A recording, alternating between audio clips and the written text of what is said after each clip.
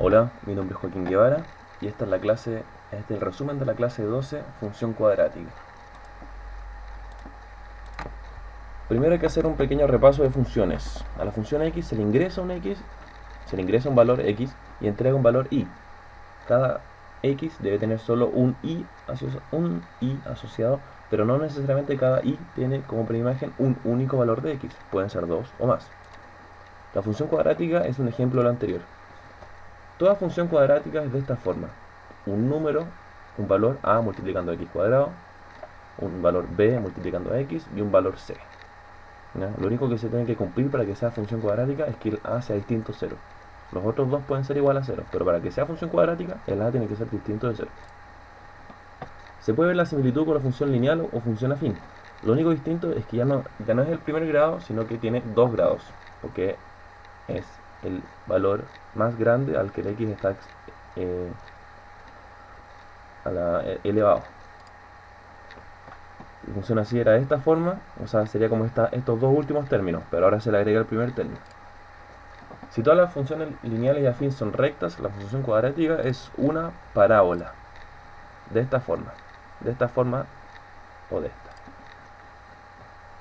Una parábola siempre, al graficarla, va a tener una de estas dos formas, ¿ya? Y el parámetro a, que es el que acompaña el x cuadrado, es el más importante, pues indica si una curva es convexa o cóncava.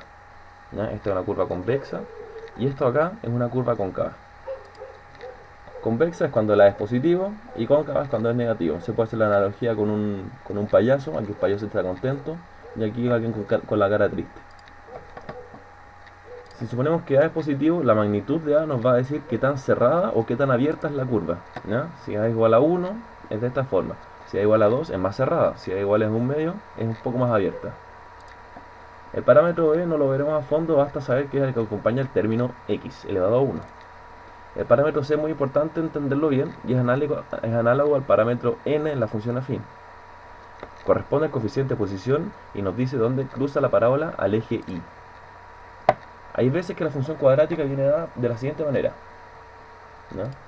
En ese caso, el gráfico de la función se corre una unidad hacia la derecha. O sea, si en vez de x cuadrado sale x menos 1 al cuadrado, ahí se corre a la derecha. O sea, esta es la original, la azul es la original y la verde es la que se corre hacia la derecha, porque sale menos 1. Si es positivo, se corre hacia la izquierda. O sea, sería la verde la original y la azul cuando se corre, si es que este fuera un signo más. El vértice de la parábola es el punto más bajo, si a es mayor que 0, o el punto más alto, si a es menor que 0.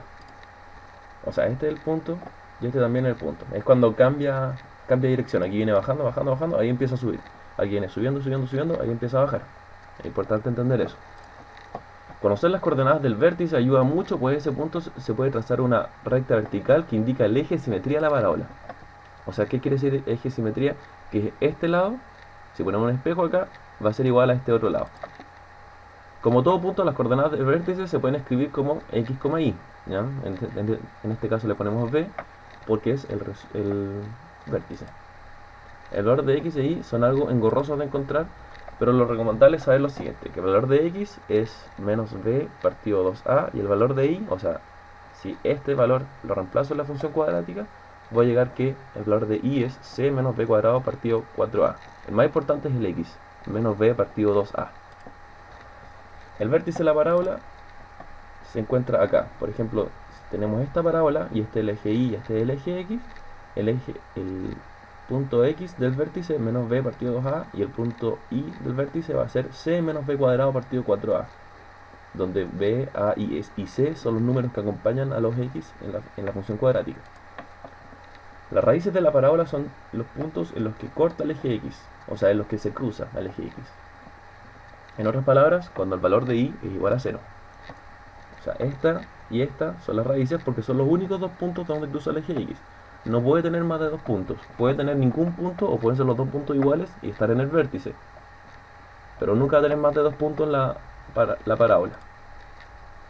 Esas raíces se calculan factorizando el cuadrado u ocupando esta cosa.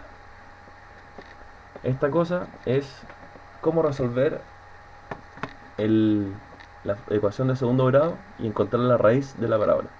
Menos b menos la raíz partido en 2a, y aquí dice menos b más la raíz partido en 2a.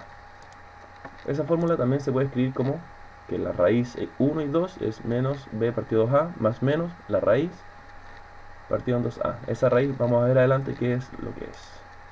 El primer término, ¿dónde lo vimos? Es el vértice, ¿cierto? Entonces la famosa fórmula nos dice dónde cruza la parábola al eje X dependiendo de la posición de su vértice. Aquí está el vértice, y si a ese vértice le sumamos la raíz de b cuadrado menos 4ac partido 2a, vamos a llegar acá. Y si le restamos la raíz de b cuadrado menos 4ac partido 2a, vamos a llegar a la otra raíz. Un concepto importante que se debe manejar es el del discriminante de la ecuación cuadrática, ¿ya? Y el del discriminante se le da la letra delta y se calcula como b cuadrado menos 4ac. De hecho, otra forma es simplemente el término que está dentro de esta raíz, ¿ya? O sea, el discriminante es lo que está dentro de la raíz, ¿ya? O sea, esta otra forma de escribir la solución a la ecuación cuadrática. Según los valores que toma el discriminante, se puede saber si la parábola cruza o no al eje X, ¿ya? Si el discriminante es mayor que 0, entonces la raíz del discriminante existe en los reales, es decir, la recta cruza el eje X en dos puntos distintos. Por ejemplo, aquí el discriminante es mayor que 0 y cruzan dos puntos distintos.